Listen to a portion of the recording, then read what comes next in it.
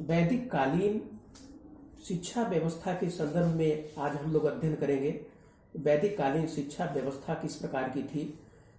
जहाँ तक वैदिक काल का प्रश्न है, 1500 ईसा पूर्व से लेकर के 600 ईसा पूर्व तक के काल खंड को हम लोग वैदिक शिक्षा के अंतर्गत मानते हैं।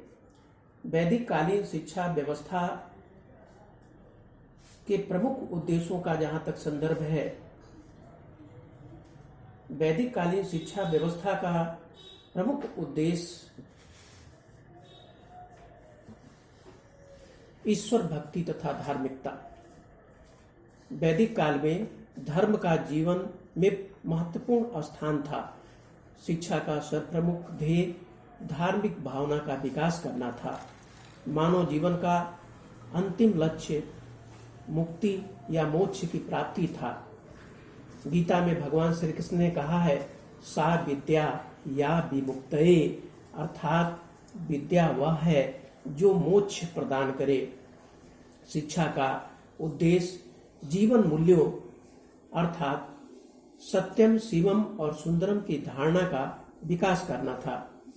गुरुकुलों का संपूर्ण वातावरण आध्यात्मिकता तथा धार्मिकता से परिपूर्ण होता था। आज की भांति शिक्षा का उद्देश्य भौतिकवादी नहीं था।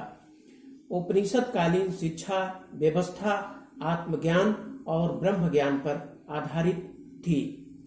शिक्षा का वैदिक कालीन शिक्षा व्यवस्था का दूसरा जो उद्देश्य था वो चरित्र का विकास करना, चरित्र का निर्माण करना। भारतीय मनीषी सच्चरित्रता के ज्ञान पर को अधिक महत्वपूर्ण मानते थे। मनु स्मृति में कहा गया है कि केवल गायत्री मंत्र का ज्ञान रखने वाला ब्राह्मण सच्चरित्र ब्राह्मण जो होता है चरित्रहीन विद्वान और चारों वेदों के ज्ञाता से अधिक महत्वपूर्ण होता है। और वैदिक काल में चरित्र के विकास के लिए जो महापुरुषों हैं उनकी कहानियों को, उनके आदर्श को सभी के सम्मुख रखा जाता था। जैसे राम, कृष्ण, हरिश्चंद्र, भीष्म पितामह, सीता, सावित्री आदि के प्रमुख आदर्शों को सम्मुख रख करके विद्यार्थियों से इस प्रकार की कल्पना की जाती थी कि उनका चरित्र भी उसी प्रकार का हो। ब्रह्मचर्य जीवन भी विद्यार्थियों के चरित्र निर्माण में सहायक होता था। शिक्षा का तीसरा उद्देश्य व्यक्तित्व का विकास करना था, अर्थात छात्रों के भौतिक, शारीरिक और मानसिक विकास पर अत्यधिक बल दिया जाता था। छात्रों में आत्मविश्वास, आत्मसंयम, आत्मसम्मान, न्याय भावना और विकास, इन सभी बातों पर बल दिया जाता था। सुशिक्षित स्नातक को राजा से भी अधिक सम्मान दिया जाता था। धनी और निर्धन छात्रों में कोई भेदभाव नहीं होता था।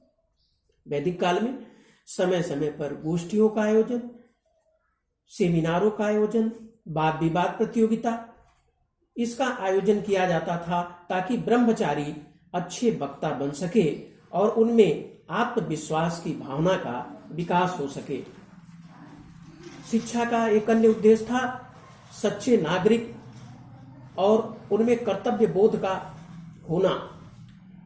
आज के समय में कर्तव्य बोध का होना अति आवश्यक माना जाता है।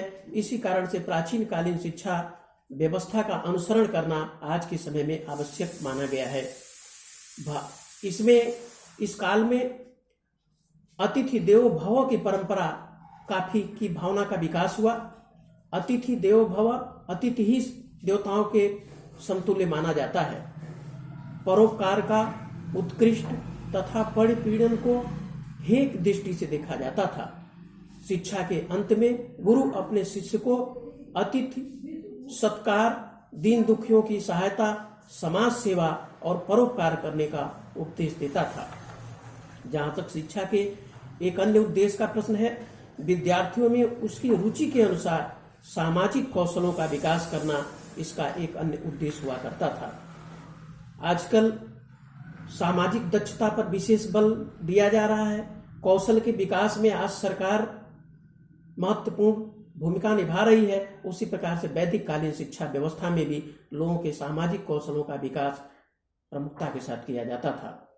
जहाँ तक कि शिक्षा का सबसे महत्वपूर्ण उद्देश्य की बात है तो राष्ट्रीय संस्कृति का संरक्षण करना वैदिक कालीन शिक्षा व्यवस्था का एक प्रमुख अंग हुआ करता था।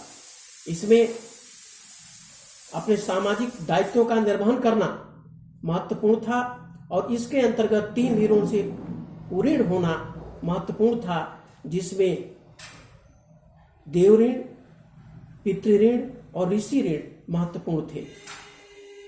इस प्रकार जो वैदिक शिक्षा व्यवस्था है उसका प्रमुख उद्देश्य लौकिक और पारलौकिक विकास हुआ करता था। हो गया जी। वैदिक शिक्षा व्यवस्था